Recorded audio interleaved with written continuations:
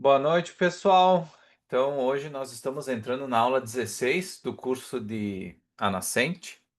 Nós estamos na parte 4, a última parte do livro, chamada Howard Rourke, e nós vamos trabalhar os capítulos 4, 5 e 6.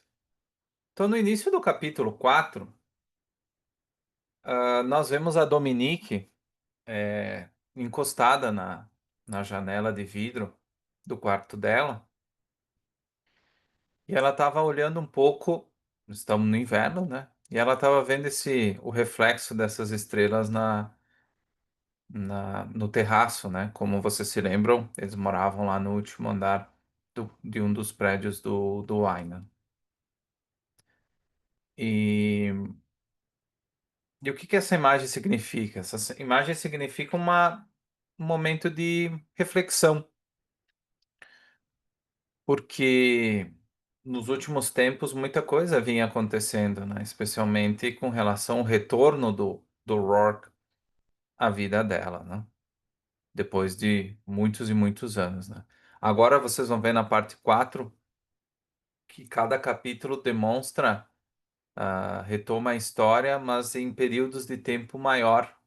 Então vocês vão ver que pode parecer, se vocês considerarem, de uma forma leviana, de certa forma, que um capítulo para outro representava o dia seguinte, o mês seguinte, ou mesmo o ano seguinte. Mas normalmente nós estamos falando aqui de 3, 4, 5 anos, 9 anos, por exemplo, nos próximos capítulos que nós vamos ver na semana que vem, dos relacionamentos entre os personagens. Então vocês vão ver saltos um pouco maiores ali de tempo com relação às outras partes.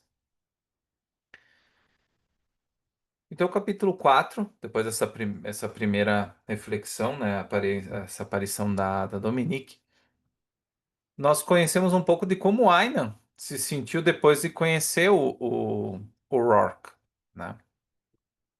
E como ele se sentiu?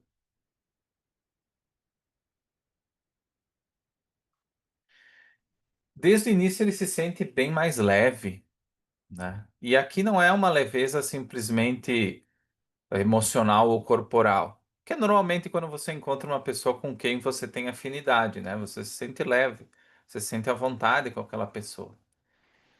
Mas na verdade, o Aynan ele traz uma frase bem interessante. Ele diz assim: "Sou agora para o início". E o que que isso quer dizer? É como se a presença do Rourke reconectasse o Aynan a uma integridade que ele perdeu, ainda lá na infância, antes dele começar a viver dessa forma corrupta, fazendo concessões. Que nós vimos as concessões até o momento, né? Diversas delas. Tanto que ele revela pro Rourke, isso é muito comum entre as pessoas dizerem que, nossa, que saudade que eu tenho da infância, né? Desse período de maior inocência, né? E no caso do Aynan, ele então, quando a maioria das pessoas falam isso, né? Eu gostaria de voltar para a época da criança, que tudo era mais simples. Elas têm uma tendência de romantizar o passado, né? Lembra quando às vezes o vô, o bisavô falava: "Ah, mas no meu tempo era diferente. Ah, mas no meu tempo era mais simples", né? O caso do Aina não é exatamente esse. Ele não está romantizando o passado de pobreza que ele teve, mas sim ele relembra um tempo onde que de fato ele era íntegro, que ele de fato vivia de acordo ah, com o que ele achava que seria o seu ideal, com essa busca do ideal, da mesma forma que o Rourke vive hoje, né? E, e por ele não romantizar o passado, o que que ele na verdade está em busca, que nós vimos na aula passada? Ele está em busca justamente dessa redenção no presente, né? E a primeira vez que ele se permite sentir, porque ele viveu a vida dele sobre um véu, né, sob um véu de cinismo, né, de viver num fingimento da identidade pública, né? A manipulação, o controle. A gente vai ver que daqui a pouco ele não tem mesmo controle, ou será que tem?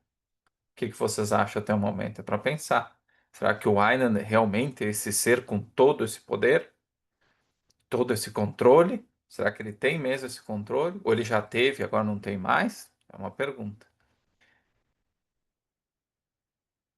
E, e retomando o que eu comentei agora há pouco, a Dominique mesmo, ela sugere para o Aynan que essa leveza, ela acontece normalmente quando tu conhece uma nova paixão, né? Um- Vive um novo amor, que nós estávamos falando antes de relacionamentos, né? E é nesse sentido que o Aynan ele está, de certa forma, apaixonado pelo Rourke, né? Porque o Rourke ele é, e aqui não no sentido romântico, né? Mas ele representa o ideal humano que justamente o Aynan sempre buscou ser, né? Que ele teve um pequeno estágio nesse sentido quando ele estava na infância, né? Quando ele era pequeno, mas que depois ele acabou se deixando corromper de diversas formas, né? E ele vê no Rourke uma coisa que, enquanto ele estava falando com a Dominique, se você se lembra na parte 3, ele não acreditava que existia. Tanto que ele dizia que integridade era uma bobagem, né? Isso não existe. Não existe integridade no mundo. E logo, como não existe no mundo, eu não posso ser íntegro, né? Se é uma coisa que não existia. E aí, quando ele conhece o Aynan, o Rourke, ele percebe que não é bem assim, né? Que isso daqui a pouco, esse idealismo é real, é possível, ele pode ser visto na realidade, e logo, se o Rourke existe e é possível, o Aynan também vislumbra que ele pode chegar numa redenção, né? Já que ele não conseguiu dobrar. Lembra que o Aynan falou que se quando ele encontrasse um homem que ele não pudesse dobrar, ele seria destruído. E nesse caso, a gente tem uma impressão que ele não vai ser destruído, que ele vai buscar de fato uma redenção. Isso é possível ou não? Essa é outra pergunta para vocês terem com vocês. Então, para finalizar e para reforçar esse ponto também, para o Aynan, o Rourke, conhecer o Rourke é uma experiência de revelação, né? Porque ele achava que a integridade e que uma pessoa como o Rourke não existia. Então, a partir do momento que ele entra em contato com o Rourke, ele não conhece simplesmente uma pessoa que é íntegra, mas ele, no nível filosófico, ele passa a descobrir que a integridade como virtude existe também. E isso é tão importante quanto a descoberta da pessoa em si.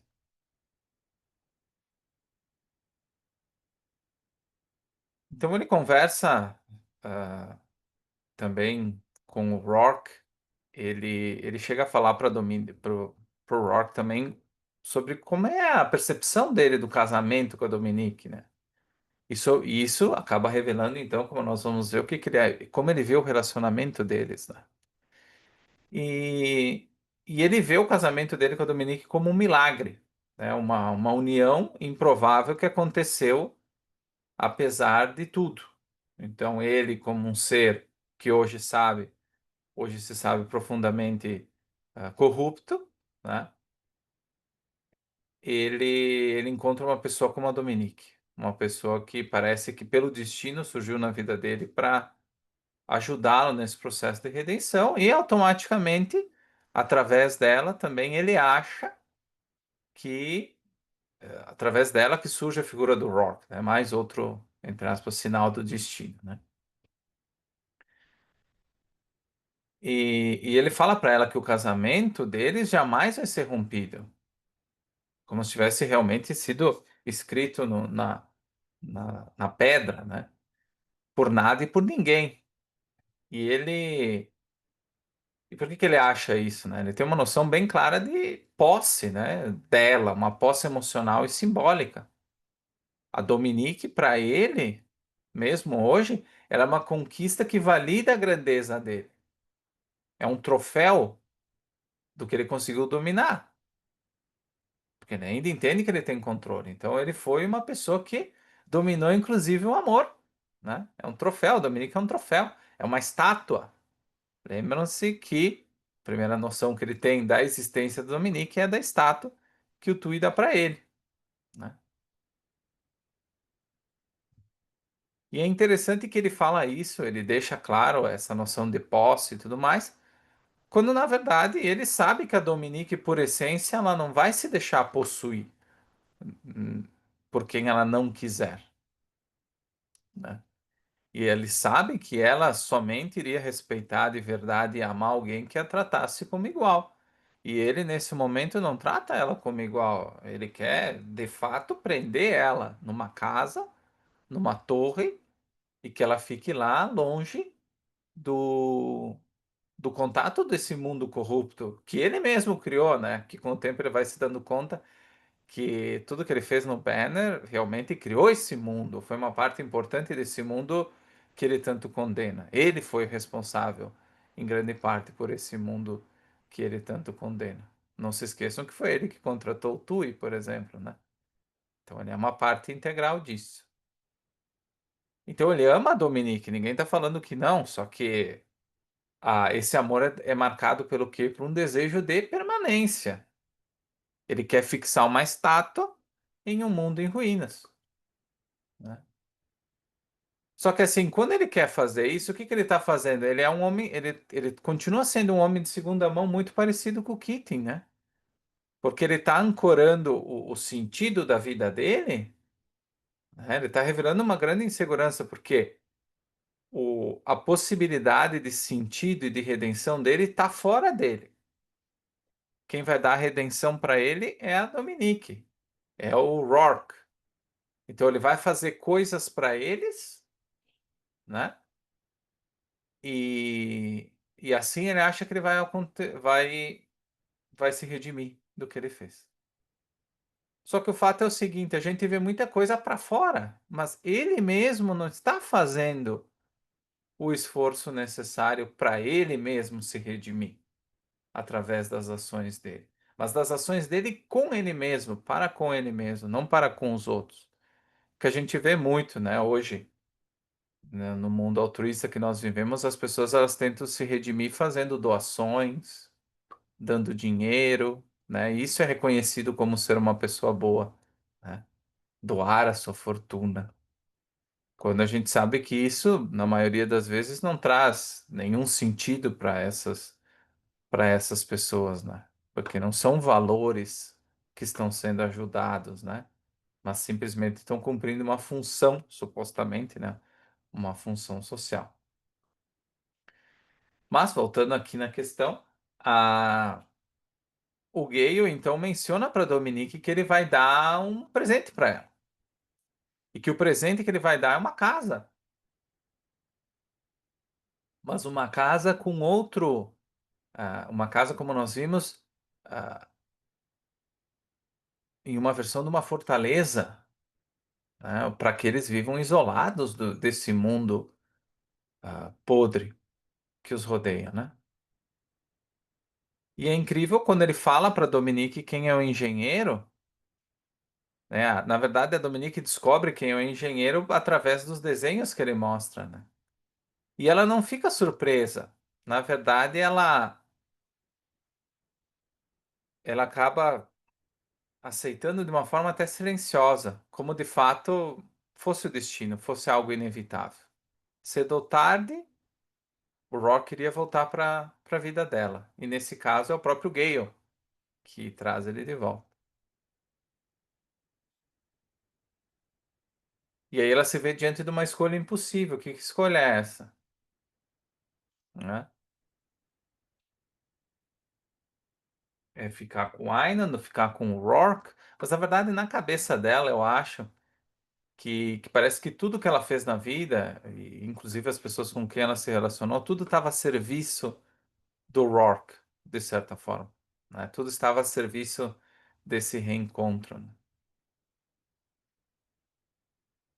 E a verdade disso é bem clara, e o Aynan não compreendeu isso. Ele não pode possuir aquilo que é incorruptível, né? O Aynan, ele não pode possuir aquilo que é incorruptível. Ele não pode corromper o Rourke, ele não pode corromper a Dominique. Então, todo esse esforço dele Ela reconhece esse amor do Aynan, mas ele ainda não entendeu que tudo isso não vai ser suficiente para aprender. E é uma ironia ali, né? Ela vai estar dentro de quem? Do coração, da obra do Rourke. Então, eles estão, mesmo que eles estejam ali dentro, ela estará para sempre, mesmo que ela decida não ficar com o Rourke, ela vai estar sempre dentro do Rourke, dentro da obra do Rourke, dentro de tudo que ele representa. E isso, convenhamos, que seria uma punição terrível, não? Especialmente quando você vê cada detalhe da pessoa amada dentro desse local e você não está com ela. E, e olhando o desenho da casa, a Dominique ela se sente ah, frente a uma violação, mas são três dimensões de uma mesma violação, até para vocês terem uma noção. A violação do próprio Rourke, quando o Gale Island contrata o Rourke para fazer o desenho, a Dominique sente que, de certa forma, a pureza criativa do Rourke, ela foi tocada por um interesse externo corrupto, por mais que ele seja bem intencionado, né, que é a obra dele. Então existe uma tensão entre a integridade do Rourke e o desejo do cliente, né? E o desejo dele de prender aquela pessoa amada dentro de uma fortaleza. Então o Rourke ali, por mais que isso não esteja, a gente não vê o Rourke pensando sobre isso, existe uma tensão ali. Eu estou construindo, que ele sabe que a Dominique é a esposa do Ayn, ele está construindo uma fortaleza, de certa forma, para isolar a Dominique dele. O Rock, claro, ele acredita que no final das contas a Dominique vai passar pelo que ela tem que passar e ela vai entender finalmente que é com ele que ela deve estar. Mas nesse momento ele está trabalhando para atender esse desejo desse cliente, que é um desejo que, querendo ou não, estabelece um tipo de problema, né, para ele. Uma violação dela própria, né? Porque a casa se conecta diretamente ao vínculo profundo que ela tem com o Rourke. Porque o Aynan, não, quando ela percebe que o Aynan ele vai estar vivendo dentro da arquitetura, dentro do Rourke, ela acaba se sentindo exposta, né? Porque querendo ou não, quando ela olha para casa, ela é como se ela estivesse olhando para o Rourke nu, né? Então, é como se a privacidade deles estivesse sendo demonstrada, né? A partir dessa obra. E por fim, também uma violação do próprio Aynan, né? Porque o Aynan ele está se enganando nesse momento, né? Ela sabe que o Aynan jamais vai poder possuir aquilo que ele quer. A casa é do Rourke, sempre vai ser. É uma criação dele, né? Na verdade, o Aynan, isso extrapolando, ele acaba vivendo numa obra, ele vai habitar uma obra que é a presença viva do Rourke, mas que ele tampouco vai poder controlar. Então ele vai estar casado com uma pessoa que ele não pode controlar, dentro de uma casa, né? Dentro de um projeto feito por um outro homem que ele não pode controlar. Então tudo que ele acha do que ele é dono, né? Ele acha que ele é dono dessa casa, ele acha que ele é dono da Dominique, ele tem posse sobre as duas coisas. Na verdade, não é assim. Por mais que ele seja dono do título de propriedade sobre a casa, ele ele na verdade não vai ser dono realmente de nada. E a gente vai entender depois nos próximos capítulos o que que significa. Ele vai explicar um pouco para o Aynan o que isso significa. E nesse caso, pelo menos como foi na época do Keating, não foi a Dominique que recomendou o Rourke como arquiteto, né? O Aynan explica que ele que ele escolheu o arquiteto por quê? Porque ele foi para lugares distintos e todos os edifícios que chamavam a atenção dele tinham sido feitos pelo Rourke, né? E disse, olha, tudo havia sido projetado por ele e eu sinto como se tivesse, se ele conseguisse traduzir a, se for conseguisse expressar o que eu verdadeiramente sinto. Então não é só uma questão de um prédio bonito, mas havia algum tipo de uma força criativa naquele momento que ele não conseguia explicar.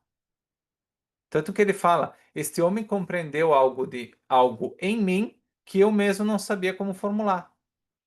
E o que que é esse algo nele que ele não sabia como formular e que ele agora está se dando conta? É a integridade, né? Então, e é interessante que o Gale ele não parece dar muita importância ao passado que a Dominique teve com o Rourke. Parece que ele está um pouco cego, né, idealisticamente, pelo fato de ele imaginar o ideal no Rourke. E, e ele tampouco, imagino, ele também não quer imaginar que os dois, né, que os outros dois tenham alguma ligação que em uma esfera que escapa à sua posse. Porque vocês percebem a profunda insegurança do Aina nesse momento da história. No início da parte 3, ele inclusive está flertando com suicídio. Ele conhece a Dominique. A Dominique abre um pouco a cabeça dele para a forma como ele está vivendo. Depois ele conhece o Rourke, tá? E aí ele vê que um ideal que ele achava que era absurdo, que era o ideal de integridade, de fato existe. Existe esse homem ideal. Ele está ludibriado pelo Rourke, né? Está totalmente tomado, arrebatado pela existência desse ideal em carne e osso.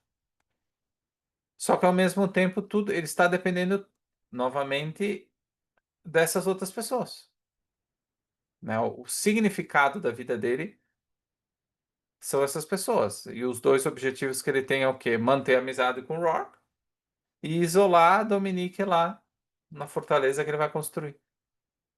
Então, percebam que ele ainda não é ele mesmo um homem íntegro, ele continua sendo um homem de segunda mão, profundamente tentando se redimir, mas ainda muito mostrando para fora, né? E não para dentro, não fazendo de fato o exercício necessário internamente para mudar, né?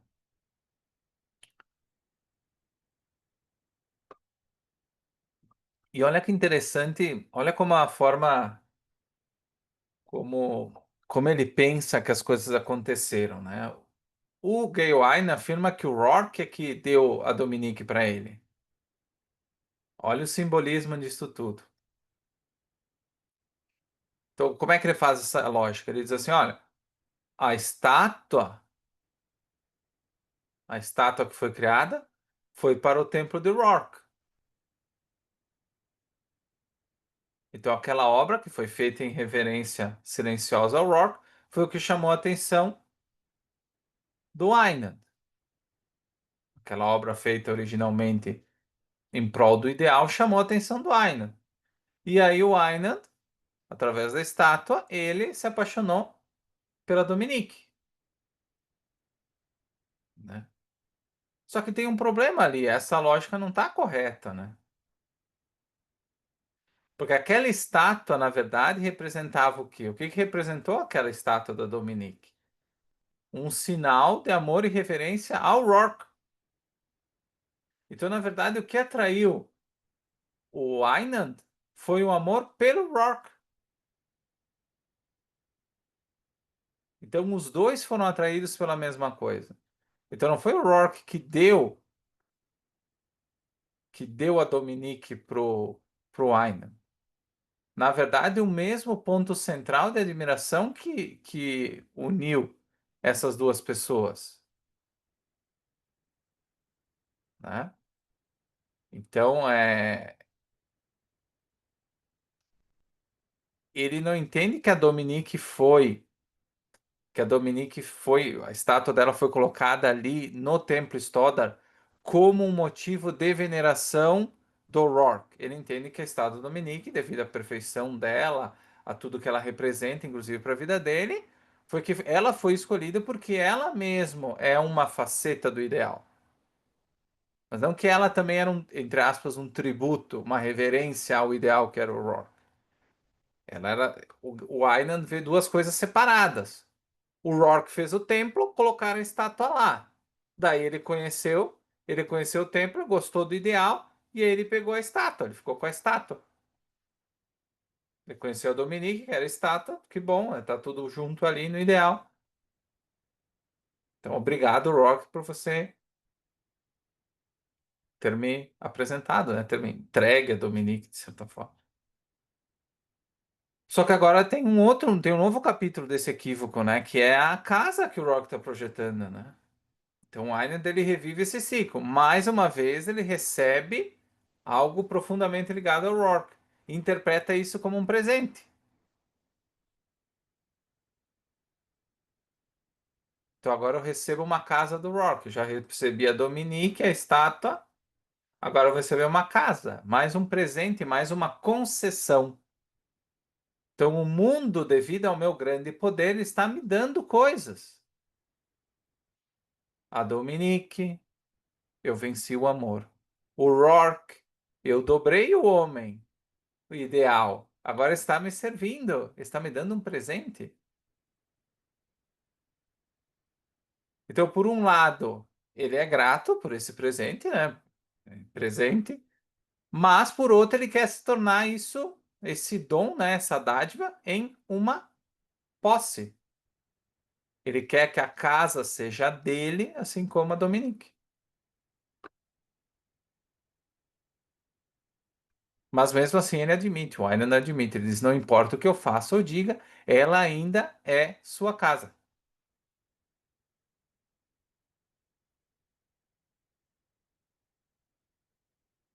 E olha que interessante, agora uma reflexão bem profunda, pessoal. Vou repetir aqui para vocês. O Einstein ele vive um dilema ético e existencial. Ele tenta alcançar o absoluto através da expropriação, através da apropriação. Não é ele que cria isso, né? Não é ele que cria. Ele conseguiu dinheiro através daqueles métodos, agindo de forma profundamente imoral, com crimes e tudo mais, e ele acha que esse dinheiro, então, esse dinheiro sujo, que trouxe a possibilidade dele se apropriar do absoluto. Então ele vai comprar, ele quer comprar, parece que ele sente que ele comprou o direito de ter o absoluto, o amor absoluto, a casa absoluta, o ideal absoluto. Tá? Só que o problema é que o absoluto ele só pode ser vivido, ele não pode ser possuído, ele não pode ser conquistado de segunda mão, né? Não pode ser pego emprestado. Que nem o Keating. Da mesma forma que o Keating. Não sei se você se lembra, Léo. Ele saiu o nome dele nas obras, nos desenhos, mas aquelas obras não são dele. Não foi ele que desenhou. Não foi ele que criou. E da mesma forma o Aynan quer fazer aqui. Ele quer viver de segunda mão também. Ele quer dizer que é dele. É dele, a casa é dele. A Dominique é dele. Ele conquistou com o dinheiro sujo dele, né? Exatamente. Isso é muito perigoso, esse comportamento, né? Ah, esse comportamento do Wine.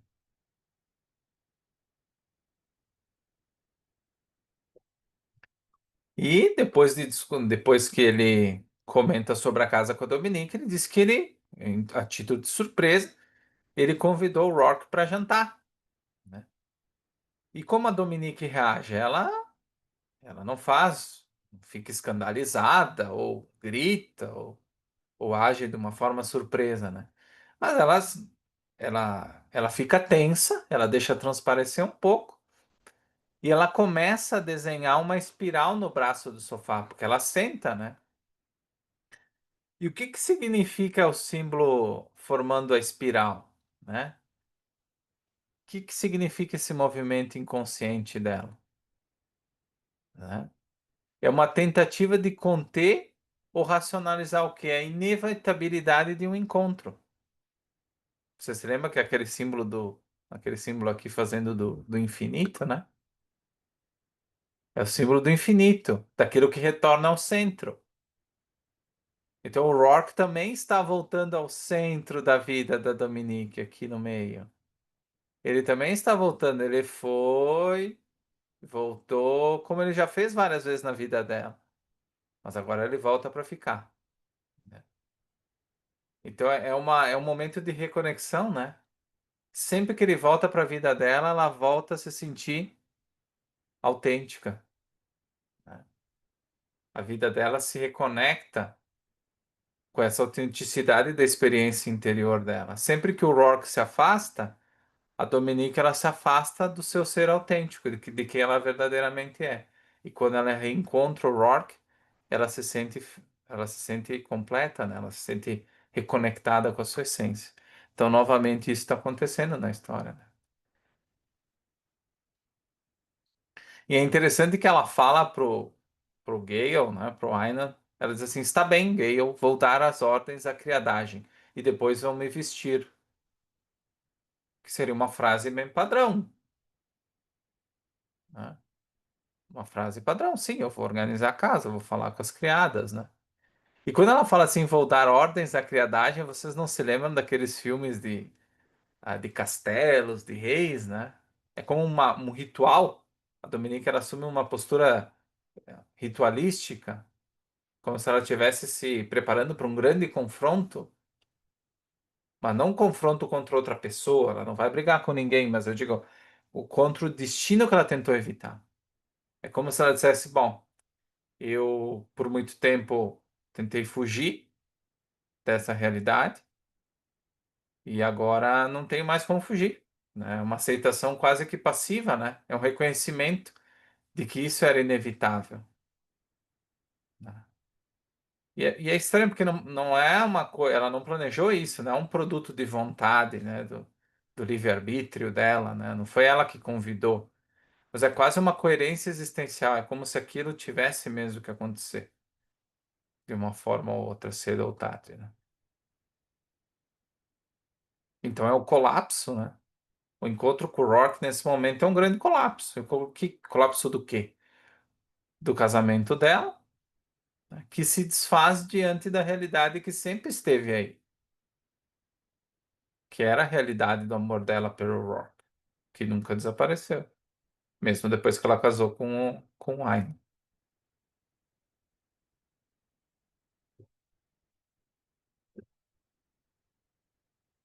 E quando eles se encontram ali, a própria Rand traz na obra que é como se fosse um reconhecimento profundo, quase místico, né? Aquele que nos filmes, né, como os filmes de Hollywood, né, ou em grandes obras, em grandes romances, que é como se fosse o grande encontro de almas, né? E ela diz que é, quando, quando ele entra na casa, a sensação que ela tem é que ele sempre esteve aí. Mas não é um fantasma, né? Mas é como se ele sempre estivesse ali à espreita, de alguma forma, né? Ao longo da vida dela. Então é bem curiosa essa, essa ideia que ela traz, né? Essa forma de ver a presença do Aina do Rock nesse momento, né? Então, vale a pena reler, né? Essa parte. E ali realmente a Rand, ela usa de diversos artifícios que enquanto você está lendo, especialmente essa parte, é... a presença do Rourke ali, ela é quase sobre-humana, né? Ela é quase maior do que do que um mero convidado para uma janta, né? Quando ele entra na casa, ela traz essa colocação, ela diz assim, que ele não apenas entra na casa, é que ele redefine o que ela significa. Ele redefine aquele espaço. Ele redefine o lugar daquelas pessoas dentro daquele contexto. Ele redefine os sentimentos dela e os próprios sentimentos do Aina, né? Então é como se ele tivesse realmente o controle do domínio, o verdadeiro controle, o verdadeiro poder. O poder que o Ainan sempre quis, a gente pode dizer, né? Mas que de verdade talvez ele nunca tenha tido. E aqui no segmento seguinte, o Rourke explica, né, uma coisa que não ficou clara quanto à posse da casa, que nós falamos agora há pouco, quando ele ah, fala da questão da alma, né? Ele diz assim: a única função básica da alma é o ato de avaliar, né? Então, quando ele está conversando com Einstein, ele traz essa frase, né? Então, o que que o Rourke ele diz? Ele diz que a alma humana ela se define pela capacidade de julgamento, isto é, pela faculdade de avaliar, dizer sim, não diante do mundo, diante das ideias, diante das obras, diante da vida. Não é a expressão máxima do que? Da identidade. Então, quando eu digo sim ou não, eu estou falando mais do que uma preferência, eu estou afirmando o meu eu. Então, quando no objetivismo, né, como um todo, mas para o Rourke, aqui no contexto do romance, não existe posse verdadeira sem que haja um ato consciente de julgamento. Não basta ter uma casa ou ter um negócio. É preciso reconhecê-la como expressão de um valor. E só é possível reconhecer por meio de um julgamento ativo. Por isso que muitas vezes os herdeiros perdem tudo o que eles herdaram. Seja riqueza, seja empresas. Por isso que o cara que ganha na loteria normalmente perde tudo. Porque não basta ter o dinheiro. Ele tem que ter um significado além disso. A casa tem que ter um significado além disso. Sim, ela cumpre uma função, por exemplo, uma casa, ela cumpre uma função estratégica, sim. Mas por isso que o Aynan, de verdade, ele não é dono da casa. Ele é dono nominalmente, no contrato. Mas aquela casa, de fato, não representa um valor para ele. O que aquilo representa é uma construção de uma prisão para ele colocar Dominique dentro e ele ficar lá dentro também, né? Por isso que o Aynan diz que ele nunca vai possuir ela verdadeiramente, né? Até o Rourke ele fala para o Aynan que ele pode possuir ela sim, mas a partir do momento que ele transformar aquilo, reconhecer o valor daquela criação de verdade pelo que ela é, né? E o Rourke ele cita, né? Ele se recusa a aceitar a noção de que a criação pode ser compartilhada. Ele fala: assim como um compositor cria uma sinfonia por necessidade interior, não para agradar ouvintes, ele projeta por fidelidade à sua visão.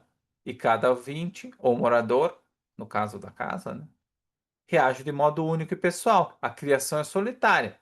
A experiência estética é individual. A criação é solitária, é do criador. A experiência estética é de cada um deles. E nesse sentido, o Aynan, se ele avaliar, ele pode ser proprietário dessa casa. Então elas se cruzam, sim, essas duas coisas, mas elas não se confundem. Então o verdadeiro pertencimento, a verdadeira posse, ela é espiritual. Ela exige integridade, discernimento, identidade. Ela não é simplesmente um esforço físico. Queria abrir, Léo, se você tem uma pergunta, pareceu que você levantou a mão. Nós estamos ainda na metade, esse capítulo é um pouco maior.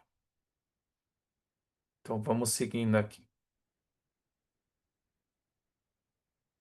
Depois dessa janta, então, o Aynan ele sempre vai e costuma visitar muito o Rourke, né? Num dos dias ele dizia que ele não tinha muito motivo, né? Mas que resolveu dar uma passadinha ali para visitar o Rourke. E na verdade tem o motivo claro, né? E qual que é esse motivo, né? O Aynan ele tinha ficado o dia inteiro no escritório no Banner e ele estava enjoado daquele ambiente, das pessoas, daquele espaço. Ele tem se tornado assim, ele tem se sentido assim muitas vezes, né? Lembrando que o banner foi planejado por ele até os mínimos detalhes. Lembram que ele tinha os botões para controlar as coisas, né? Como um vilão do cinema. E agora ele fica enjoado nesse ambiente que ele construiu, né? E aí ele foge, ele precisa sair daquela artificialidade daquele local e ele vai em busca da pureza, né? Da autenticidade que ele pode encontrar só com o Rourke. Toda vez que o Aynan dele vê o Rourke, ele se vê como espelho. Ele vê como se fosse um espelho ideal. É o que que ele tem. Quando ele vê o Rourke, ele diz assim: é como se fosse ele olhando para um espelho e o reflexo desse espelho era o quê? Era o que o Aynan, teria sido se ele não tivesse feito concessões ao poder. Então, toda vez que ele visita o Rourke, ele está em busca de identidade. Ele quer buscar, quando ele vê o Rourke, ele tenta procurar, ele olha para o Rourke reflete nele, e ele ali começa a olhar para dentro, dizendo assim: onde é que será que está uma parte que eu não corrompi de mim mesmo? Né?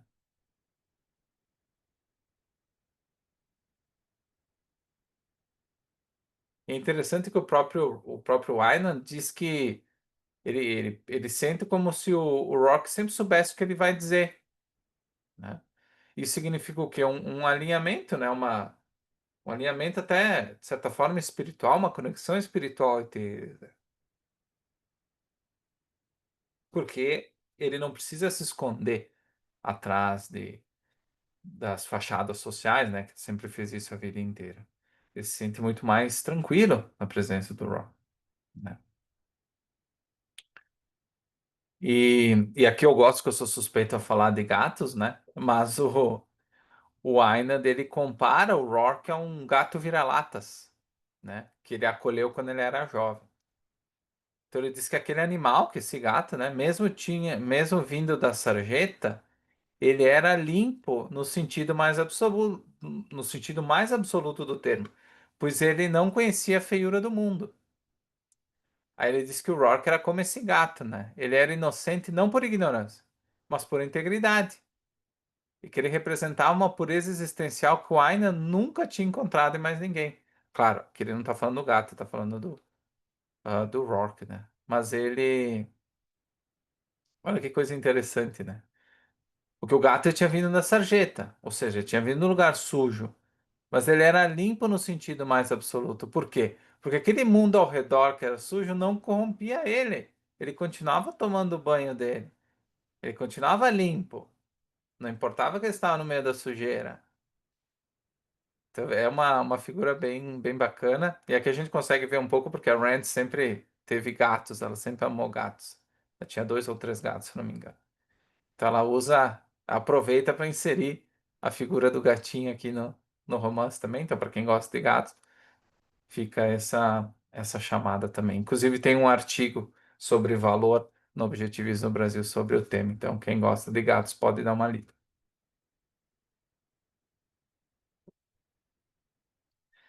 E E olha que coisa interessante, o Aynan, no escritório dele, no qual ele não gostava muito mais de ficar, ele pendurou, né? Não tinha nada nas paredes, ele não gostava nada de nada preso nas paredes.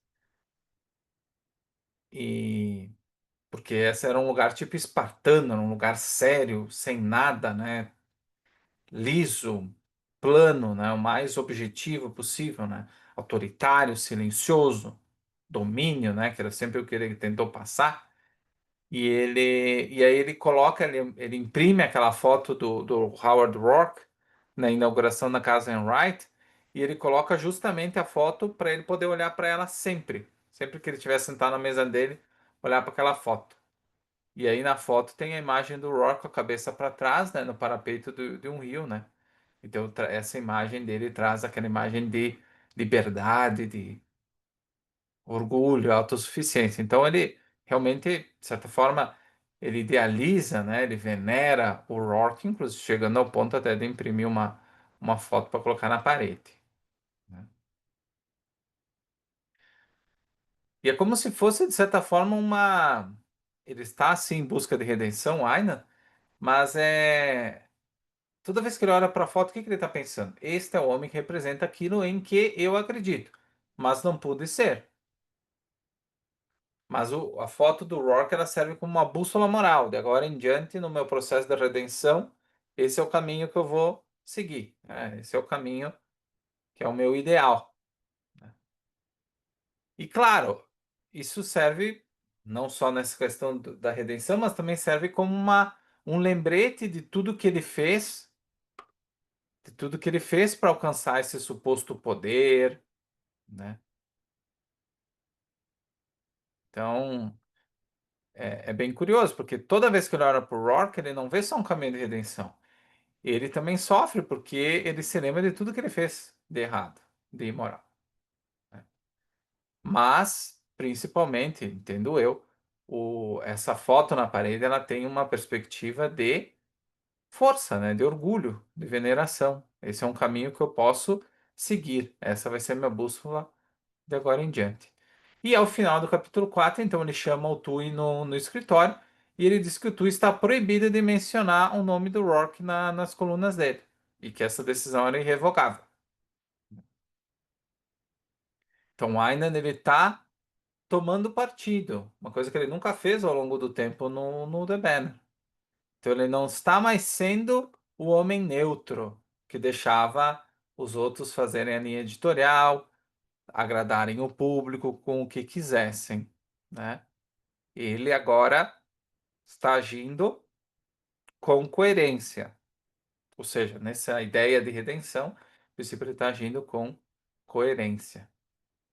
E, e ele fala que não importa se tem cláusula contratual, direito editorial, liberdade de expressão, ele não quer nem saber, ele quer que isso seja a política, né? E ele entende que o TUI é um dos principais que simboliza tudo aquilo que destrói a grandeza individual e que o Rock representa o contrário, né? Então ele diz assim, olha, o que que ele pensa? Eu vou calar um para proteger o outro e para me proteger também. Porque aí é como se eu dissesse assim, olha, até hoje, o Banner, a minha criação, e nós somos imorais, ok? Mas a partir de hoje, eu vou proibir o Tui de postar coisas contra o Rock. E agora tá tudo certo. Agora eu tô redimido, né? Só que o Tui não reclama. Ele diz assim, olha, atualmente não precisa escrever sobre o Rock. Então o Aynan dessa conversa, ele sai supostamente com uma vitória. É como se ele tivesse vencido uma batalha contra o Tui. Mas será que ele venceu mesmo? Porque não pareceu uma batalha para o Tui. Ele disse: não, tudo bem. Não precisa escrever sobre o Rourke agora. E nós vamos entender o que isso significa nesses próximos dois capítulos. Por que que ele não precisa escrever sobre o Rourke agora? Mas por que que antes ele precisou e agora não precisa mais? A gente precisa saber. De fato, precisamos saber o motivo. Então, se alguém tem alguma pergunta, essa foi a parte do capítulo 4. Então, eu tenho uma. Por que exatamente. É porque, bom, parece pra mim que você falou que supostamente seria uma forma de redenção. Por que você diz supostamente? Porque, bom, supostamente é, mas na verdade parece que não é, né? Eu não entendi isso muito bem. É, uma coisa que a gente percebeu até agora, né? Não quer dizer que vai ser assim até o final, não sei, mas todas as medidas que o Aynan ele está tomando, são sempre medidas tímidas, né? E são medidas que não, que de certa forma elas não fogem muito de como ele sempre agiu. Ou seja, é, ele continua acreditando que se ele exercer o poder sobre outras pessoas, como ele tem feito com o Banner, então se ele dobrar o Rourke, se ele pagar, dar o dinheiro pro Rourke, o Rourke vai fazer a casa para ele. Aí ele tem a Dominique, ele casou com a Dominique, agora ele vai colocar ela lá na Fortaleza para ninguém ter contato. E agora ele proíbe o TUI de publicar. Ele acha que o poder de verdade continua sendo o mesmo, a natureza do poder que ele achou que ele tem, que ele sempre achou que tinha, ele continua achando que ele tem. Porque ele não faz de uma forma diferente.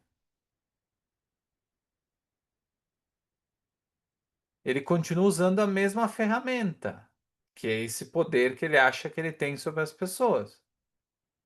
Ele é muito concreto, ele entende já no nível abstrato muitas coisas, mas ele age só de uma forma concreta. Então é a casa, é o casamento, é proibir de escrever no jornal, é tudo muito concreto. Ele não se permite ir dentro dele e fazer as reflexões pertinentes para ele mudar de verdade. Ele não está indo ainda para dentro dele. Ele não deixa o poder de lado, porque ele poderia demitir o TUI, reformular a política editorial do jornal. Mas por que que ele não faz isso? Porque ele tem o poder, o jornal é dele. Por que que ele não faz isso? Porque ele ainda não está pronto para abandonar essa mentira na qual ele acreditou toda a vida. Ele ainda acha que ele tem o poder e que isso está certo. E ele continua agindo assim, né? Por isso que eu digo que ele parece que ele venceu, né? Parece que ele está fazendo tudo o que ele pode, mas na verdade ele não está, né, fazendo. Tanto que no início do capítulo 5, Léo, ele ele fica relendo os editoriais do Banner, né? Pensando no Rourke, ele vê que existe um abismo de fato entre aquilo que ele publica e naquilo em que ele acredita, né? Tanto que ele fala que os editoriais são frases mastigadas, cuspidas e reutilizadas, como chicletes passados de boca a boca. Ele fala isso, né? Então, o que que isso é imagem de quê, né? De uma decadência intelectual e moral do jornal. E ele faz isso pensando no Rourke, né? E ele pensa no Rourke em que sentido? Porque ele vê a foto do Rourke, tá lendo no jornal, vê a foto do Rourke e pensa assim, olha, isso que eu estava fazendo, isso que eu tenho feito, né? Aí ele olha para a foto e ele diz assim, não, tudo bem, mas existe o Rourke, e o Rourke é o que significa o genuíno, limpo, o que não é corrompido pela opinião pública e nem moldado pelas convenções sociais.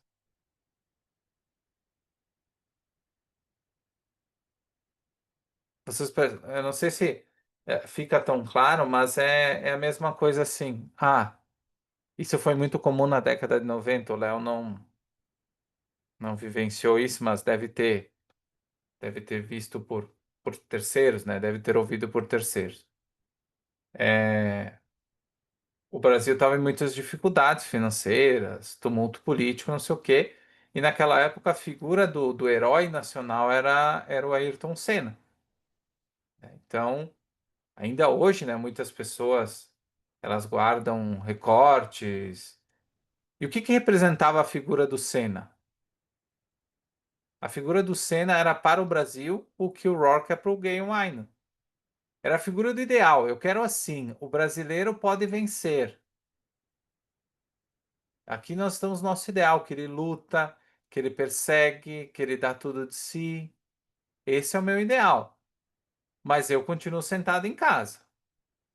Eu não vou mudar nada do que eu faço, como eu faço, eu vou continuar vivendo a minha vida igual. Mas que bom que existe o Senna. Então as pessoas olhavam, elas diziam assim: Senna venceu, motivação. E segunda-feira voltava tudo ao normal.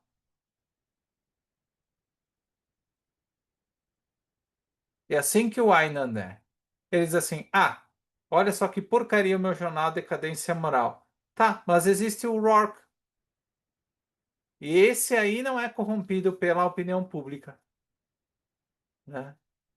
Então é como se ele olhasse e ele se purificasse. É quase uma visão religiosa. Ele olha assim, ele faz uma prece, Rourke. É como se ele se sentisse purificado. E ele sofre porque ele sabe do erro, né? É doloroso, não estou dizendo que ele não sofra, mas é assim.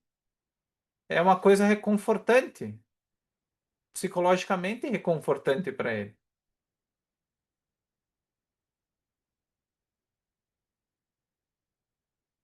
É interessante. Ele vê assim, no meu referencial é o Rourke, mas eu vou continuar com o meu jornal aqui, né? Então ele quer redenção, mas ele ainda não quer fazer o trabalho envolvido. Porque, novamente, ele viu, ele está vendo no que o Banner se tornou, porque agora o Banner é bem pior do que era antes. Muito pior. Continua piorando. Mas ele não fecha o jornal. Ele não demite o Tui, ele não demite o Alva. Por quê? Por que que ele não faz isso? Essa é uma pergunta importante para a gente se fazer, né?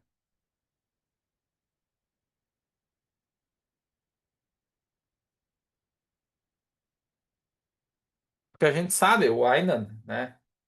Falando da dor que ele sente, porque que ele sente essa dor, né? É... Quando ele pensa no Rock, ele lembra assim: não, eu vou ter que confrontar tudo que eu perdi, eu vou ter que confrontar tudo que eu perdi, ou nunca tive, né? Porque ele fez muitas concessões, ele teve que passar por cima de muitas coisas, inclusive várias pessoas, inclusive, tiraram a vida por causa dos ataques que ele fazia, né? Como nós vimos, né?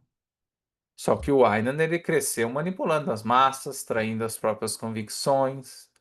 E aí ele diz: não, o Rourke é o que eu gostaria de ter sido. Tanto que ele fala: sofro toda vez que penso nele. Então, toda vez que ele sente essa dor, ele se sente humano, né? Não deixa que ele caia naquela apatia que nós vimos no início do capítulo 3, que levou ele a pensar naquilo que a gente já falou no início da aula. Daí, quando ele se encontra com o Rourke, ele se sente como uma criança. Tanto que ele fala: eu tenho o desejo de rir sem malícia. Então, quando ele está com o Rourke, ele pode ser autêntico, ele não precisa provar nada, não precisa se justificar, nem esconder sua vergonha ou seu poder. Ele pode simplesmente existir, ser o Aidan como ele é, né? Mas, novamente, isso não resolve nada. Isso é temporário. Estou com o Rourke, estou bem. Não estou com o Rourke, estou com dor. E essa dor não vai sumir. Porque ele não está fazendo, psicologicamente falando, nada para corrigir isso. Ele continua fazendo a mesma coisa. Ele continua editando o jornal da mesma forma. Ele pode banir uma coisa aqui, uma coisa lá, tá ok. Mas o jornal em si, a ação continua produzindo, né? resultados negativos na sociedade. E tem uma parte que ele fala, o Lancelot Cloke foi eleito escritor do ano, né? E ele brinca, né? Ele faz uma ironia dizendo que o nosso observador mais sensível do cenário internacional. Então ele tira uma foto com essa pessoa, né? E, e ele sabe que, na verdade, esse cloak é um símbolo do colapso cultural, né? Do colapso criado pelo jornal, né? É um autor superficial, né? Artificial, vendido mais um como um produto de massa, que é o que o Banner faz, né?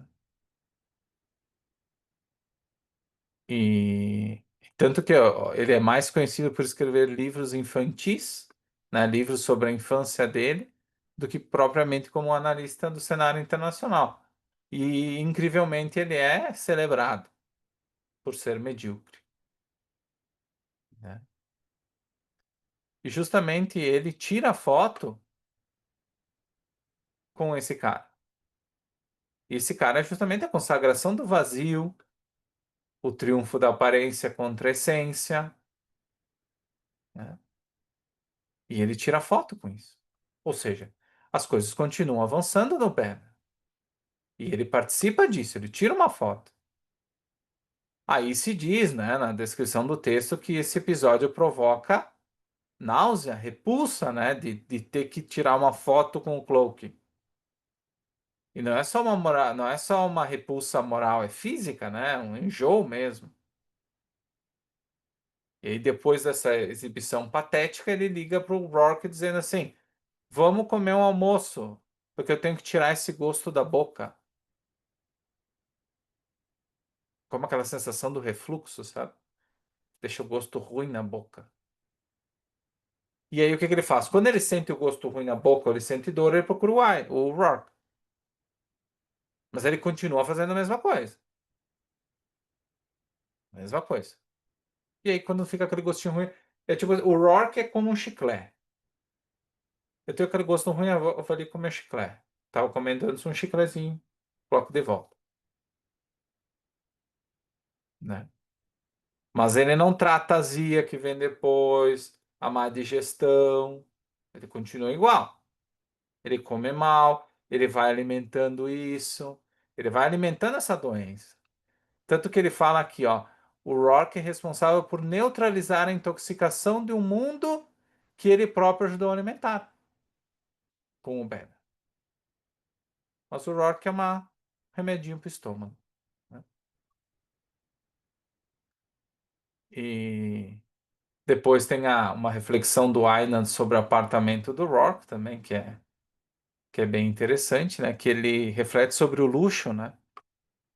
E ele fala que o apartamento do Rourke ele é muito diferente daqueles apartamentos que afirmam status, poder e riqueza, né? Que o apartamento do Rourke ele não afirmava nada a ninguém, que ele cumpria uma função de moradia, né? E ele reflete um pouco sobre o luxo, né? O que que significa ter luxo? É ter móveis muito caros? Tem a ver com opulência? Não, na verdade, ele diz assim: o luxo de uma austeridade nada simples de conseguir. Então, o Einstein ele também é um pouco difícil para ele aceitar isso, né? Que existe mais poder e elegância na coerência moral e estética do que em qualquer palácio, do que na casa dele, por exemplo. E que essa simplicidade não é modéstia, não é alguém que não tem condições ou alguém que se faz, quer sinalizar a virtude, né? Não é disso que se trata, mas sim uma afirmação de que ele é o suficiente. E novamente é um ataque a um manifesto, né? A tudo que o Banner faz.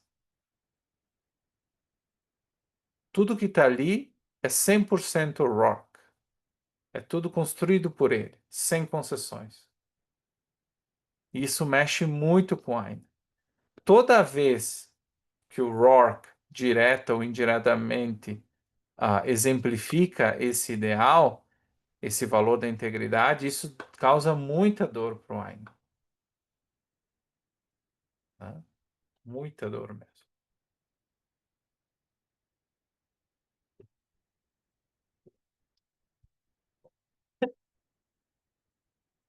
uma outra parte da conversa, ele, o Aynan pergunta pro Rourke se ele já se recusou a ter poder sobre alguém. Antes de falar a resposta, pode perguntar, Léo.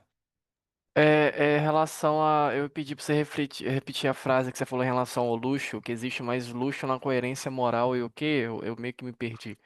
É porque eu Que eu tô já repito. anotando. Ah, bom. Não, mas depois não se Entendeu? preocupa também, tá no nosso material. Ah, então Mas eu vou ótimo, ótimo. repetir aqui. Não, não tem problema. O luxo. Ah, bom. Aqui, ó. Existe mais poder e elegância na coerência moral e estética do que em qualquer palácio, né? Então, isso não quer dizer que hoje está muito na moda aquela questão do minimalismo, né? Eu tenho menos é mais. É que eu tenho menos coisas, então eu sou melhor. Porque eu tenho menos camisetas e menos calças. Essa é a visão que muita gente prega hoje. E tá tudo bem se você não quer ter muitas calças e camisetas e muitas coisas materiais, né? Mas não é isso que o Rock está dizendo, não é isso que transmite aqui, né? Tá transmitindo aqui que o Rock ele tem o que basta para ele e aquilo que ele tem cumpre a sua função, da mesma forma que o apartamento, da mesma forma que ele trabalha numa construção, ele trabalha dentro do que ele precisa de acordo com as suas necessidades, né? De acordo com o que ele precisa para ele ser ele mesmo, nem mais nem menos. Então é nesse sentido. Não é simplesmente uma sinalização de virtude, né? De dizer, olha, eu não gasto muito com roupas. Eu sou melhor, eu sou mais moral que tu. Entende? É nesse sentido. E então o Aynan ele questiona o Rock, mas você não, você já se recusou a exercer poder sobre alguém quando você teve a oportunidade? E ele disse que sim, né? Porque a, quando ele se recusa a exercer poder sobre uma outra pessoa, não é só uma posição ética, né? Não é só porque eu não vou ter escravos, né? Mas sim porque ele tem uma noção do que significa ser livre, né? Que é diferente da do Aino. Ser livre para ele é permitir também que os outros sejam livres, da mesma forma que ele quer ser livre, né? E ele disse que ele não aceitou, na vez que ele pôde, por respeito a ele mesmo. Então, o que que ele está dizendo para o Aynan? Que é aquilo que o Aynan quer fazer com a Dominique. Qualquer forma de dominação, mesmo voluntária, corrompe tanto o dominador quanto o dominado. E a gente sabe quem ele poderia ter tido controle sobre, né? Que é a Dominique. Não é falado, né? Ele faz alusão a uma mulher, né?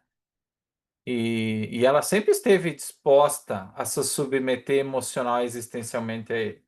E não só uma vez no romance, né? Só que pro Rourke ele sempre deixou claro que o amor verdadeiro só pode existir entre iguais. E a Dominique sabe disso.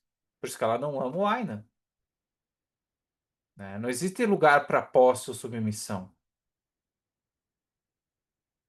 O Rourke ele não quer construir uma relação nesses termos. Ele quer ser escolhido pelos valores dele e não obedecido. Ele não quer ter uma relação de senhor e escravo.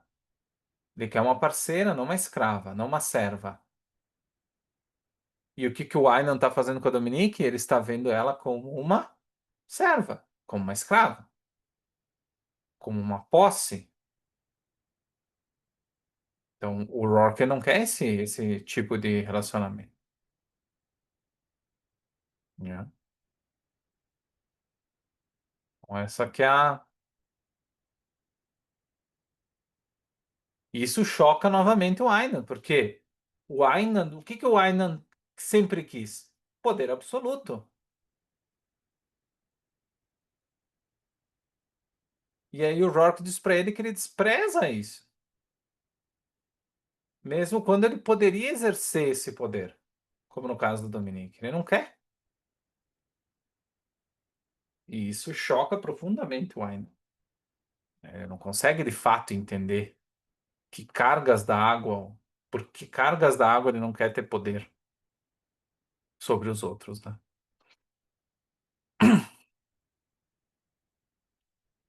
O próximo capítulo também é bastante, mas esse também traz várias reflexões filosóficas bem pesadas. Por exemplo, uma das perguntas que é feita, qual que é o sentido da vida? O Aynan pergunta para o Rock. E para explicar para o Aynan, o Rourke não entra numa grande divagação abstrata, né? O que que ele faz? Ele arranca o galho de uma árvore, segura com as duas mãos e lentamente entorta esse galho, transformando num arco. E depois ele diz: agora posso fazer dele o que eu quiser: um arco, uma lança, uma bengala, um corrimão. Esse é o sentido da vida. Então, onde é que está o sentido da vida? No ato criativo. Então, para o Rourke, que a gente estava falando no início da chamada hoje, viver é transformar, né? É pegar a matéria-prima do mundo, seja ela física, intelectual, emocional, e moldá-la com esforço, intenção e visão. O sentido não está no objeto pronto, na casa pronta, mas na escolha e no trabalho que o tornam realidade. Então, não se trata simplesmente de produzir ou construir, de ter dinheiro, de construir um monte de prédios, mas de dar forma à realidade com base em princípios próprios, na tua visão de mundo, em vez de pegar emprestado os padrões dos outros. Então, o galho ele representa o mundo bruto. As mãos que o moldam, quem são? A mente do Criador, né?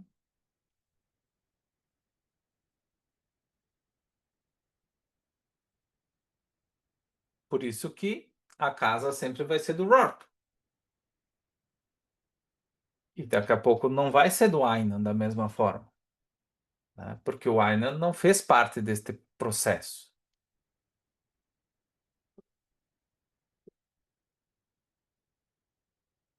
O Rourke ele fala que ele ainda tá, que ele já se apaixonou e que ele segue apaixonado. Claro que o Aynan não sabe que é pela Dominique, né?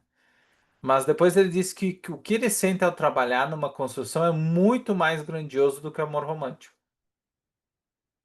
Esse sentimento é maior do que o sentimento que ele tem pela Dominique. Tá, mas isso quer dizer então que ele nega o valor do amor. Então, o amor não vale nada. O amor romântico não vale nada. Não, não é isso que ele está falando. Mas ele está reconfigurando, né, essa hierarquia da existência, essa hierarquia de valores dele. Então, o amor, por mais sublime que seja, não substitui o quê? A necessidade de se realizar como indivíduo criador. O trabalho não é um meio para ganhar a vida, mas a própria expressão da vida interior. A única forma legítima de felicidade e sentido. Essa é uma frase profunda e com certeza teria milhares de críticas vindas de cristãos, por exemplo, né? Pode perguntar, Léo. Rapaz, essa frase aí é complicada, hein? Porque, tipo assim, a minha visão atual, né, é que o trabalho, ele também, né, eu vejo também o trabalho como um meio para ganhar vida, né? Pô, ver como. Difícil, cara. Nossa, essa visão é bem complicada, mano. Se você puder destrinchar um pouco ela mais aí. Essa visão, ela é. Eu já vi várias críticas, por exemplo, de amigos conservadores, né? Porque o que que eles dizem? A Rand falava que tu só tem valor se tu trabalhar, que o valor da vida do indivíduo é o trabalho. Ou seja, eu tenho que ali quebrar pedra, né? Eu tenho que ali construir o prédio, porque senão eu não tenho valor, né? E em um certo sentido, sim, de fato, o ser humano ele tem que se sustentar, né? Para ele ser moral, né? Isso é parte da aplicação das virtudes, né? Dos meios que ela traz, né? A produtividade, a honestidade e as outras cinco. Então, sim, ele precisa trabalhar. Só que assim, uma das coisas que, e novamente é um processo seletivo bem estranho que eu vejo de alguns amigos religiosos, é que se vocês se lembrarem, uma das coisas que é mais batida, por exemplo, nos evangelhos, é a questão, uma das parábolas mais conhecidas, é justamente a parábola dos talentos, né? A parábola dos talentos é a principal, uma das principais mensagens do evangelho. Não é a crença objetivista, mas é a crença de que você nasce com um dom, um talento, e que você tem que multiplicá-lo. E que é isso que Deus espera de você. No Evangelho também não é dito que o amor romântico, que ter uma esposa, o casamento não é sagrado e não é importante. Mas não é a primeira coisa. Nos Evangelhos, eu não estou falando do Velho Testamento, mas nos Evangelhos o que marca é justamente essa importância do trabalho, né? Os discípulos, né, de Jesus não eram vagabundos. Eles eram pescadores, coletores de impostos. Não era vagabundo. Todos trabalhavam, né? Também interessante essa religiosidade seletiva, né, que a gente vê por aí. Então tem que ver nesse sentido. Mas não é possível a gente destrinchar toda a discussão sobre o trabalho aqui, mas tem vários insights legais que a gente pode conversar em outro momento também. Pode falar, Léo.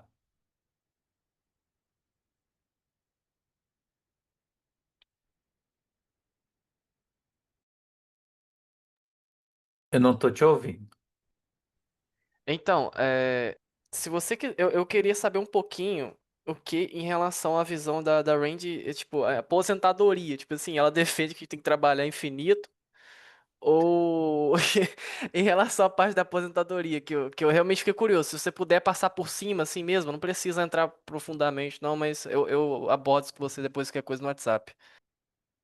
Não, inclusive nós vamos ver, até para não dar spoiler, a gente vai ver sobre essa questão do lazer e do descanso nos próximos capítulos aí. Eu vou te pedir paciência para a gente desenvolver isso melhor com um exemplo prático do romance. Então, para não dar spoiler pro pessoal, peço que tu guarda, anota isso aí que vai voltar a pergunta depois.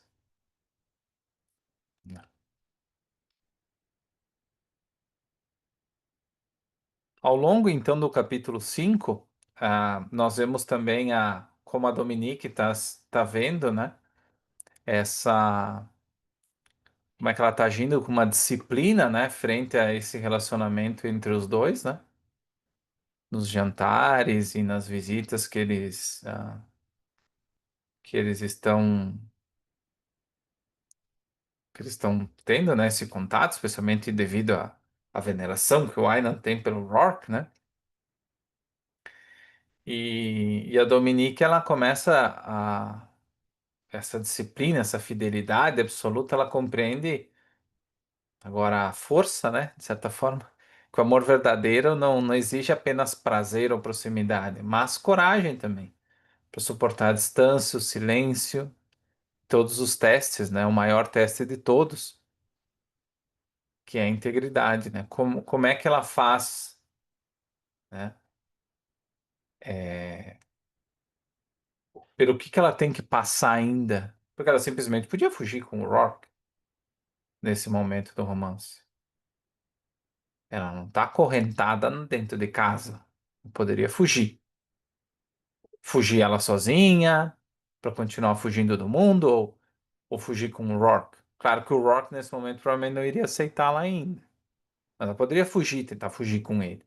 Em nenhum momento ela propõe isso para ele, né? Por quê? Porque ela sabe que ela mesma está ainda num processo onde que ela não está pronta para viver isso. Ela está aprendendo muitas coisas agora, inclusive, né, incluindo, né, a questão do que significa esse amor verdadeiro. Então a gente percebe que ela está aguentando firme, né, essa situação e, e é como se fosse não gosto de penitência, mas é um tipo de punição também que ela está se impondo, porque, como a gente sabe, isso tudo é produto das escolhas dela, né? Então, ela tem que ainda passar por algumas coisas. E olha que legal, antes do final do capítulo 5, a gente tem uma imagem bem interessante sobre o que que o Rock representava para o Aynan. A gente já viu alguma coisa disso, né, na discussão de hoje, mas para o Gale Aynan, né, a presença do Rock ela é perturbadora e redentora ao mesmo tempo. E a Dominique então pergunta, o que que afinal o Rock representa para ti? Algo como um silício. O que que é o silício? O silício era, né, então isso é uma carga simbólica poderosa novamente, né? Era um objeto usado tradicionalmente, né, por religiosos, mas não era, é silício com C, por religiosos como instrumentos de penitência. Era um instrumento, é um objeto para causar dor física, para purificar a alma, né? Então, para o Aynan, o Rourke era como se fosse um mal necessário, como estado, né? É um mal necessário, né? Alguém que causa dor, mas também obriga a confrontar a sua própria verdade, né? Então o Rourke não deixa de ser um espelho, um juiz e uma promessa. Olha tudo que o Rourke é para ele: um espelho, um juiz e uma promessa. Vocês percebem que o Rourke ele vai ocupando diversas funções na vida do Aynan, né? Essa questão da dor e do prazer volta sempre, né? Essa dicotomia entre momentos onde que traz paz para o Aynan quando ele está perto, traz dor quando ele está longe, é como um cilício, né? Como um instrumento de tortura, de certa forma, né? De penitência. Bem curiosa, né? Essa relação que eles têm. Então, esse é o final do capítulo 5. Se tiver alguma pergunta,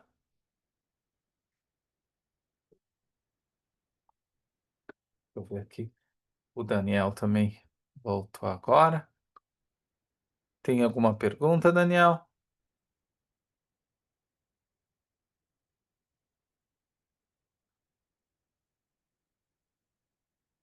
Tranquilo, então.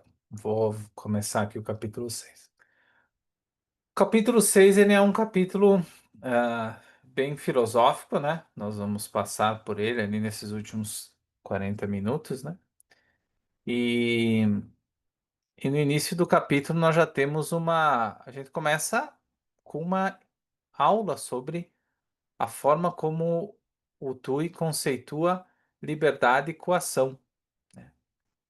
E, e é uma perversão terrível o que ele faz, né? Onde ele une os dois termos liberdade e coação, né? O Tui ele fala que era normal ouvir das pessoas que, né, essas duas ideias, liberdade e coação, eram tradicionalmente antagônicas, mas que na verdade não é o caso. Na verdade, elas são complementares. E ele tenta explicar. Ele diz assim: olha, a liberdade verdadeira só pode existir por meio da aceitação total da coação, né? E ele dá dois exemplos, inclusive. Ele não deixa a gente no vácuo. Ele diz assim: olha os sinais de trânsito. É um sistema que impõe regras aos motoristas e pedestres, mas que paradoxalmente garante sua segurança. Portanto, sua liberdade de locomoção.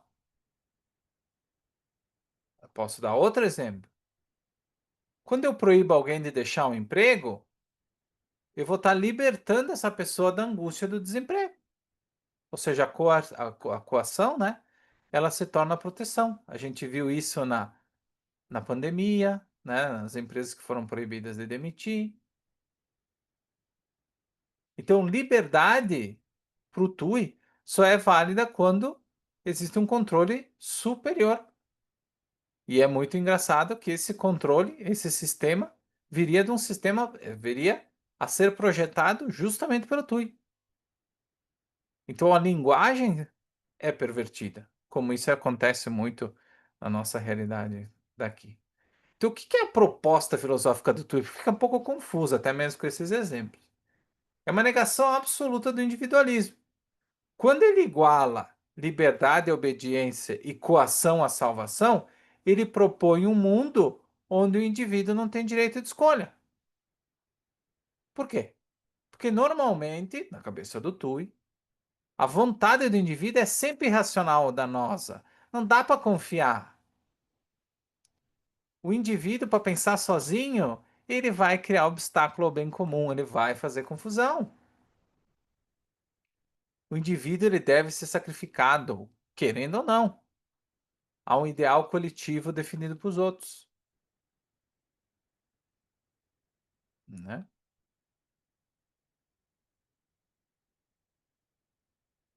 Então, qual que é o indivíduo verdadeiramente livre para o Tui? É aquele que se submete ao coletivo. É aquele que não atrapalha o bem comum, né?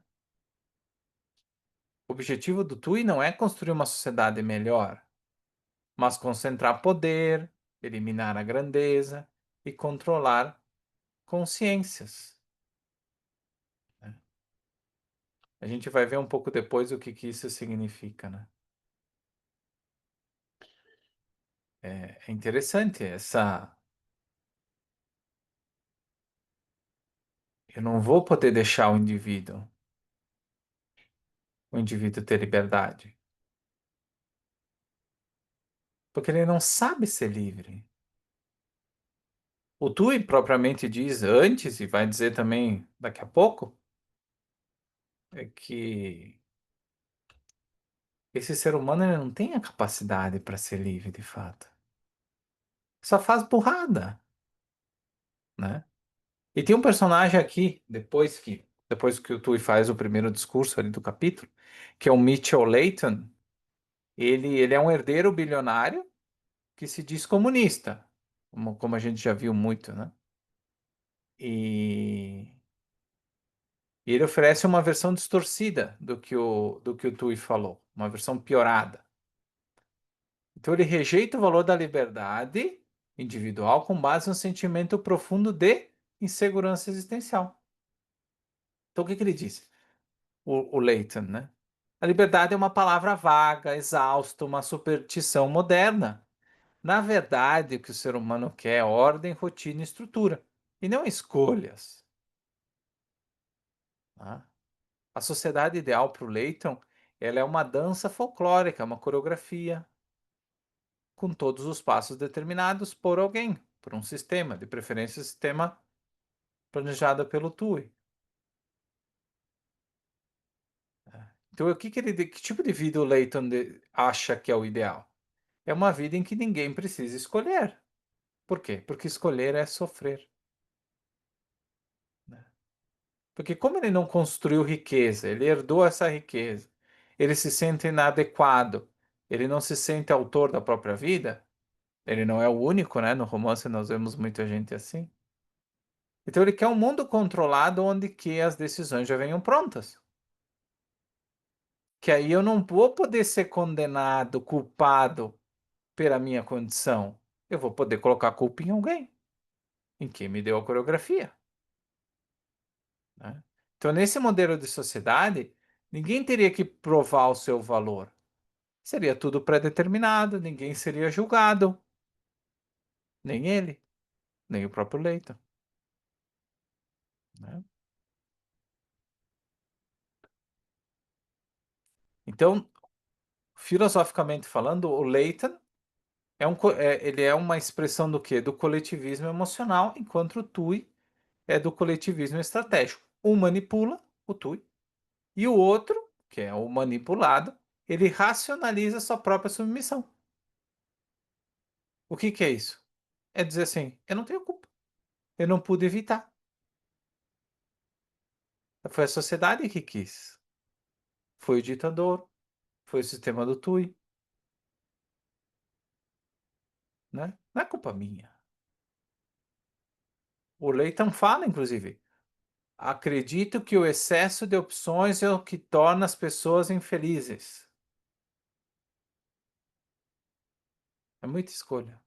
E, de fato, é, no mundo onde nós vivemos das redes sociais e das grandes, de muitas escolhas, hoje o capitalismo ele traz diversas possibilidades, né? seja material, seja espiritual, seja de relacionamento. Hoje tem muitas opções. O que não é ruim, não é ruim ter opções. O problema é que as pessoas elas não querem fazer o esforço de escolher direito. E aí, quando elas não fazem o esforço, elas se tornam infelizes, porque elas escolhem mal.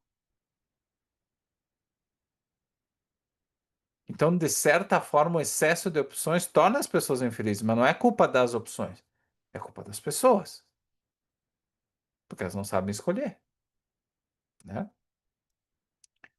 E a perspectiva do Rourke, a perspectiva da Rand, é que é precisamente a capacidade de escolher livremente, com base nos seus próprios valores, que confere dignidade ao ser humano. Eu escolher, com princípios claros. Você não vê o Rourke infeliz. Agora você vê a Dominique infeliz, o Kitty infeliz, o Aynan infeliz. E não é por falta de dinheiro. A Dominique é rica. O Kitty também. O Aynan também. Não é porque eles são pobres. Ah, é porque esse, o Leighton é rico. Daí ele fica falando essas coisas. Porque ele é mimado. Mas e os outros três? Por que eles não escolhem direito? É porque eles não têm tempo para pensar? Ou não têm dinheiro? Tá, eles escolhem bem, mas eles não têm dinheiro. Eles não podem fazer, eles não têm condições. Não, eles têm condições. Como a gente vai ver, a gente já vê algumas mudanças no Aynan, provavelmente a gente vai ver algumas mudanças no Keating, como a gente viu mudanças na Dominique. Então eles estão conseguindo escolher melhor, mas eles ainda escolhem mal. Então a culpa não é das escolhas.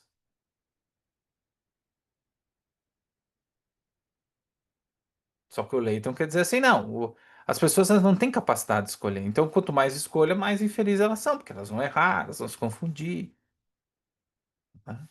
Então daí que vem essa infelicidade, né, que ele traz.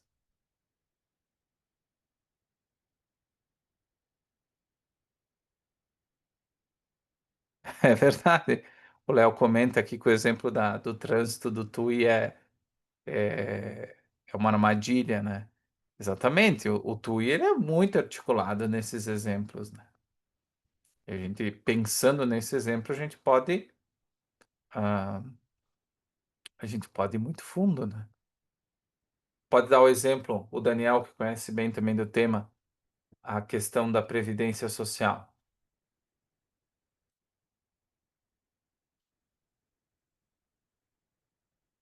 Qual que é o argumento da previdência social? É que o brasileiro ele não sabe investir. Ele não vai guardar, ele vai gastar tudo.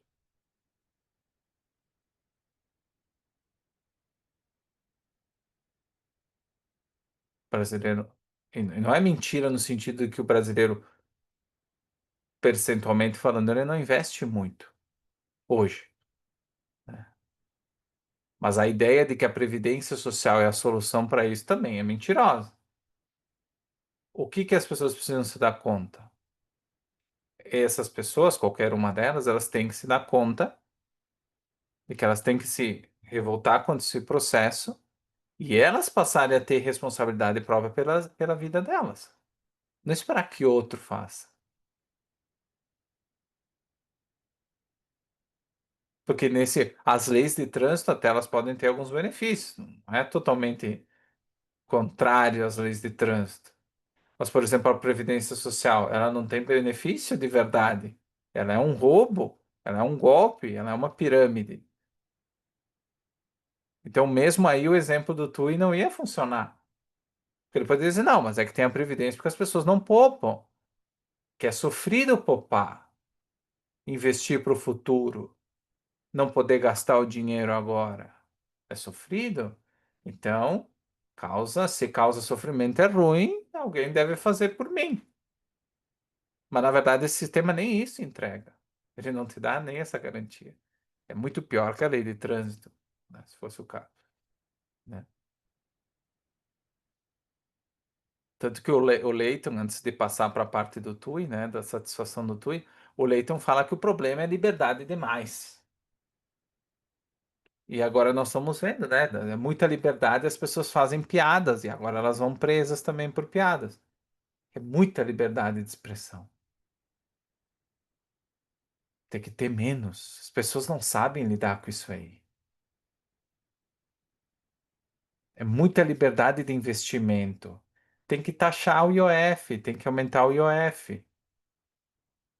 Porque senão as pessoas começam a investir demais.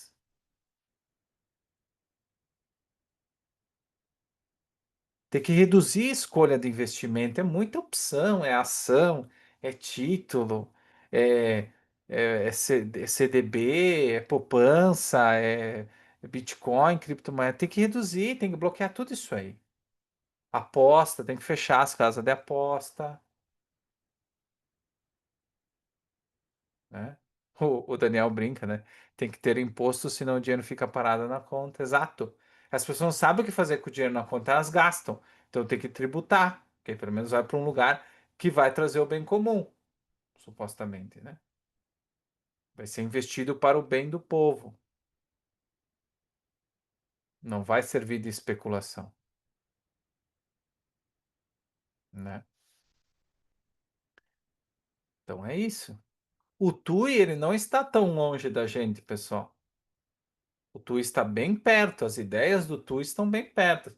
Inclusive, o Tui ele se sente muito satisfeito na reunião na casa desse Mitchell Leighton, porque ele vê que tudo que está sendo falado naquela noite, é, os discursos sobre coletivismo, a desvalorização da liberdade individual, o desprezo pelo mérito, autonomia, não era coisa, não eram ideias novas, era ecos programados de tudo que ele estava fazendo até então. Quando essas pessoas falam do Lewis Cook, do Julius Fowler, do Lancelot Clarke, do Gordon Prescott, todas essas referências a esses autores, a essas pessoas, mostram para o Tui que ele tinha se tornado um autor invisível de uma nova ordem cultural. Tanto que ele traz uma imagem simbólica, que é a metáfora da máquina de escrever. Cada uma dessas pessoas que está falando são como teclas que ele está pressionando numa máquina de escrever. E que essa máquina de escrever está fazendo o quê? Está criando uma narrativa coletiva que se tornou uma verdade cultural. O papel em branco é o que? A mente da sociedade. As palavras é o que ele dita sem jamais levantar a voz. Ou seja, ele está criando o sistema que ele sempre imaginou, que ele trabalhou para tornar realidade.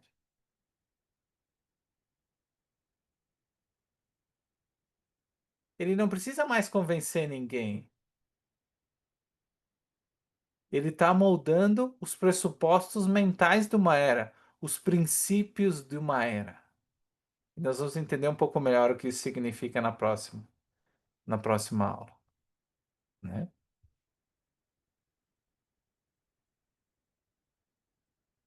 Olha o que ele traba. Olha só o que ele fala. É a distorção última da liberdade de pensamento. E o que é isso?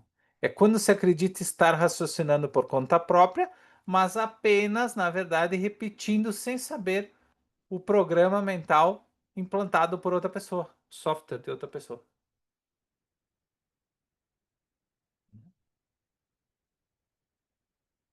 É incrível o que ele está conseguindo, né?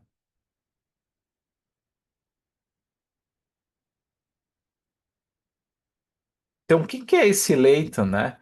O capítulo continua discutindo um pouco, mas é uma outra perspectiva, mais ou menos do mesmo ângulo. Então, para resumir, né? No plano filosófico, o Leighton, ele encarna o quê? O dilema do homem que renuncia ao livre-arbítrio em busca do alívio moral. Quando ele rejeita o mérito, ele rejeita também a responsabilidade dele.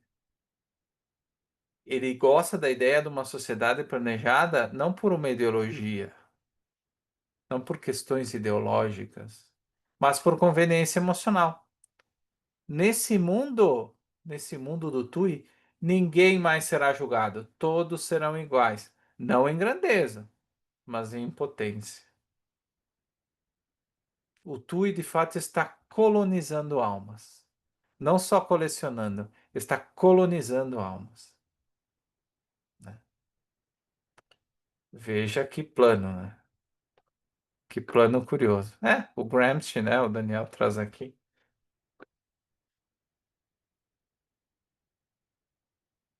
Importante, pessoal, até agora, com base no comentário do Daniel, que é, isso a gente vê muito, especialmente na crítica conservadora, né, à esquerda e tudo mais, que eu não estou de maneira nenhuma diminuindo o valor desses pensadores. Gramsci, por exemplo, ele foi um dos principais arquitetos, né, das táticas, inclusive tanto da época da União Soviética ali, depois também da, da escola de Frankfurt de manipulação de massas e tudo mais. Então, nenhuma eu quero diminuir o dano, né, que esse tipo de pensamento trouxe, né, para o mundo, mas o impacto ele se dá pela pela ação repetida, continuada, de atos organizados, às vezes, outras vezes desorganizados, mas que continuaram sendo atos, medidas feitas na realidade. Então, o que que a Rand tá falando? O bem e o mal, eles vivem só através de atos. Não existe o mal só na minha cabeça, como não existe o bem só na minha cabeça. O moral e o imoral não existem na minha cabeça, porque eu não sei o que que o Daniel ou o Léo estão pensando nesse momento. Eu não tenho como saber isso. Eu só consigo. O ser humano ele é marcado pela ação, pela concretização de princípios, de valores na realidade. É só assim que eu consigo conhecer um homem. Eu não tenho poder telepático, não. E muito mais do que a pessoa fala é o que a pessoa faz. Porque falar, eu posso falar qualquer coisa, posso mentir. Agora, os meus atos não tem como, eu não tenho como fugir deles, né? Eles ali me representam. Então é importante a gente não ficar muitas vezes preso a simplesmente autores, né? A Rand ela está aqui para nos motivar a refletir sobre isso e agir no mundo, porque o objetivismo, por exemplo, é uma filosofia para viver na Terra, não é uma filosofia para ficar discutindo na Torre de Marfim.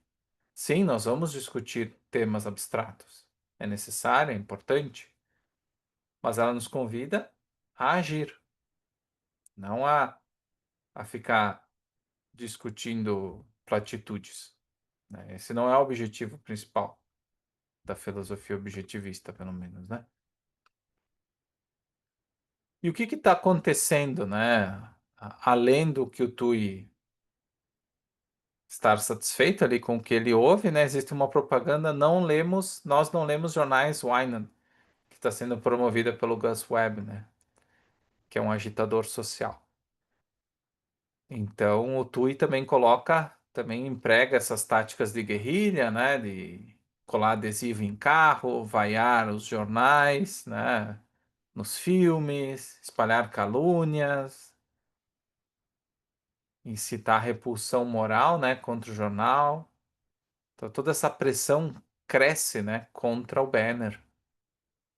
E só que na verdade o boicote, esse tipo de boicote aos jornais do Banner não é um boicote a um produto editorial, né? Ele é um ataque ao quê? Ao ideal individualista, né? Que o Banner está na figura do seu dono tentando implementar de certa forma, né? O Aynan está tentando se posicionar de algumas formas, né? E, e tem uma pessoa que fala, o René Slaughter pergunta pro Tui, né, que trabalha pro jornal, por que que ele estava participando dessa destruição, né? Ela não compreende, né, por que que o Tui tá encabeçando esse tipo de coisa, né? E ela não sabe que o Tui sempre tem essa estratégia, né? Que é destruir as instituições por dentro, né? Destruir as instituições por dentro. Então ele usa todos esses fantoches, né, que ele foi treinando ao longo do tempo, nas mais diversas áreas para cumprir esse papel, como nós vimos, né?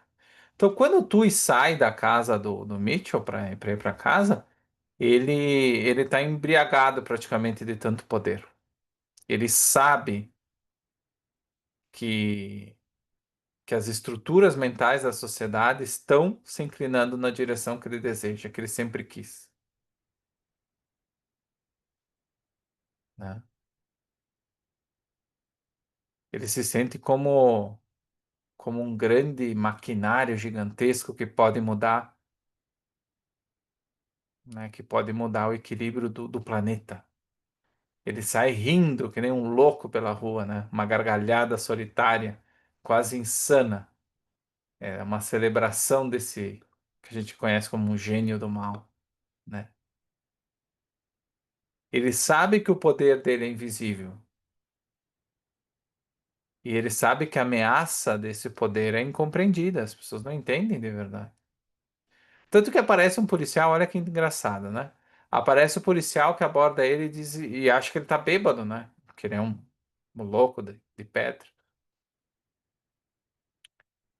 E esse policial, ele diz, né, que ele não sabe que ali, rindo, que esse aí é o arquiteto da própria destruição da ordem que esse policial jurou proteger. Tanto que o Tui fala que ele deveria ser preso. Ele fala pro policial que ele deveria ser preso. E, e o policial responde para ele: Não, todo mundo toma umas a mais de vez em quando. O que que isso significa?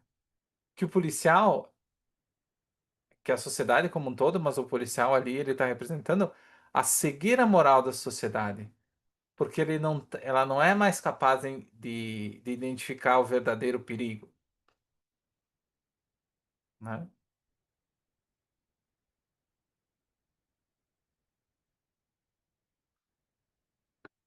Olha que loucura, né?